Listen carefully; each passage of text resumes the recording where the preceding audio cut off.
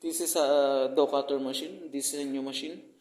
Now I show you how to installation, how to use, how to clean the machine inside accessories. First of all, I show you how to change the blade and how to clean. First we can do is to unplug the machine for our safety.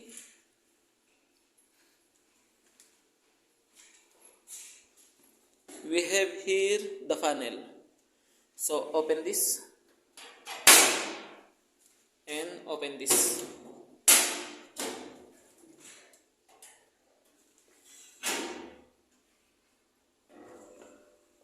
This is a blade, and then inside this part is we have spiral. So how to remove this blade?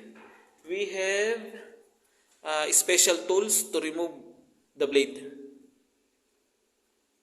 Counterclockwise is open and then clockwise is close.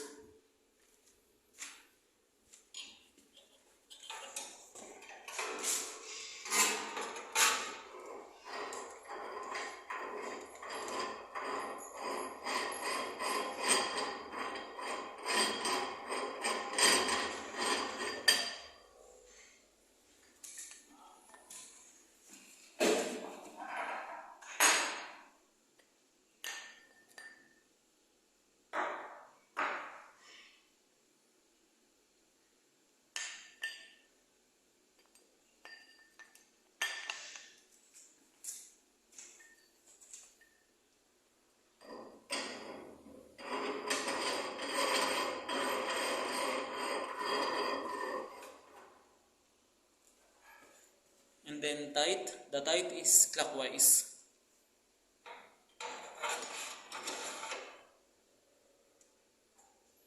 And then also we have here two screw. If you want to clean the spiral, remove the two screw. Also we have special tools to remove this screw.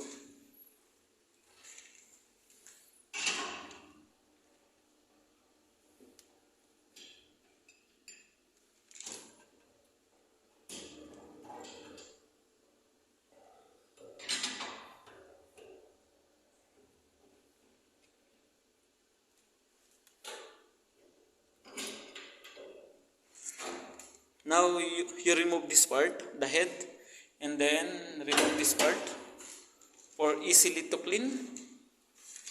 And then also the spiral.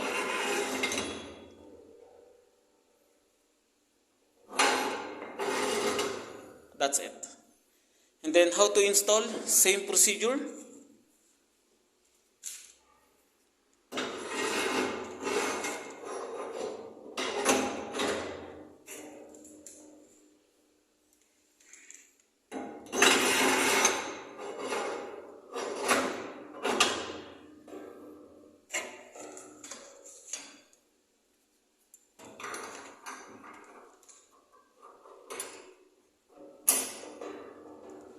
Same like that. And then install the blade. We have the arrow here for guidelines.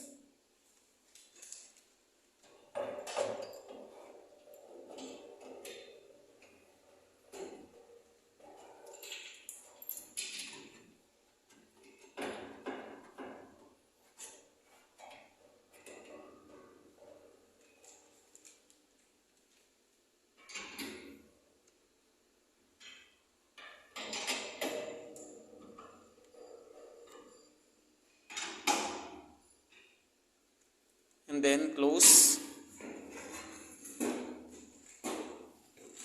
Make sure the locks is fit.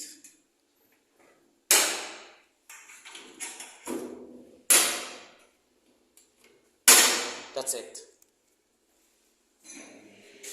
And then let's proceed to the control. The machine is 220 and single phase.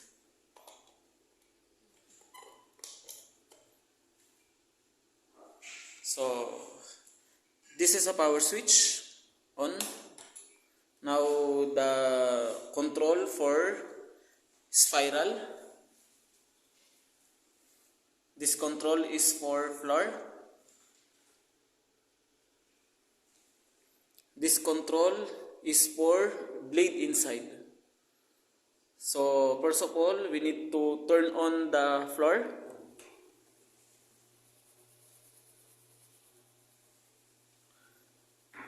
And then on the spiral. And then speed control adjustment.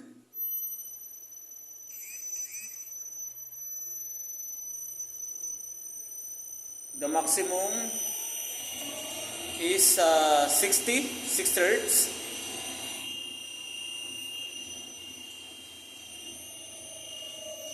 And then this control is for blade. Turn it on. And then speed control for blade. The blade is here.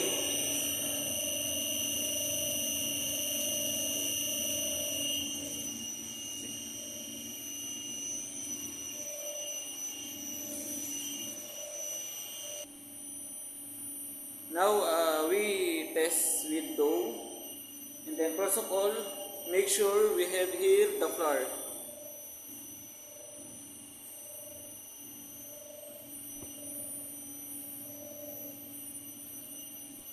And then put on the dough.